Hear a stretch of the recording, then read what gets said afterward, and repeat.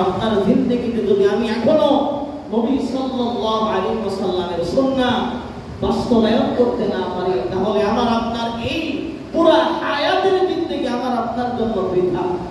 এজন্য আল্লাহ রাব্বুল আলামিন বলেন, কুল ইন কুনতুম তুহিব্বুনাল্লাহা ফাত্তাবিউনি ইউহিব্বুকুমুল্লাহ ওয়া ইয়াগফির লাকুম যুনুবাকুম আল্লাহু গফুরুর রহিম।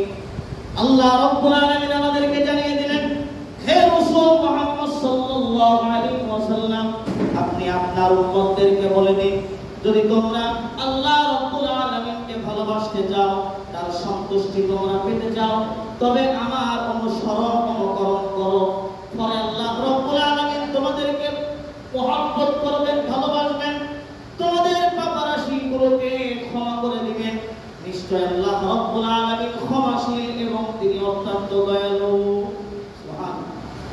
আল্লাহ রাব্বুল আলামিন আমাদেরকে এই মেসেজ দিয়ে জানিয়ে দিলেন, মুহাম্মদ সাল্লাল্লাহু আলাইহি ওয়াসাল্লাম, আপনি উম্মতদেরকে বলে দিন, তোমরা যদি আল্লাহকে ভালোবাসতে চাও, আল্লাহকে তোমরা যদি পেতে চাও, আল্লাহর সন্তুষ্টি তোমরা যদি অর্জন করতে চাও, তবে আমি মুহাম্মদ সাল্লাল্লাহু আলাইহি ওয়াসাল্লামের অনুকরণ করো।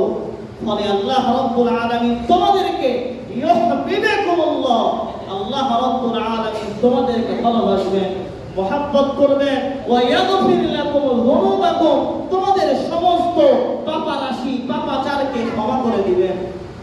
আল্লাহ রাব্বুল আলামিন এই সুসংবাদ আমাদের জন্যই প্রেরণ করেছেন।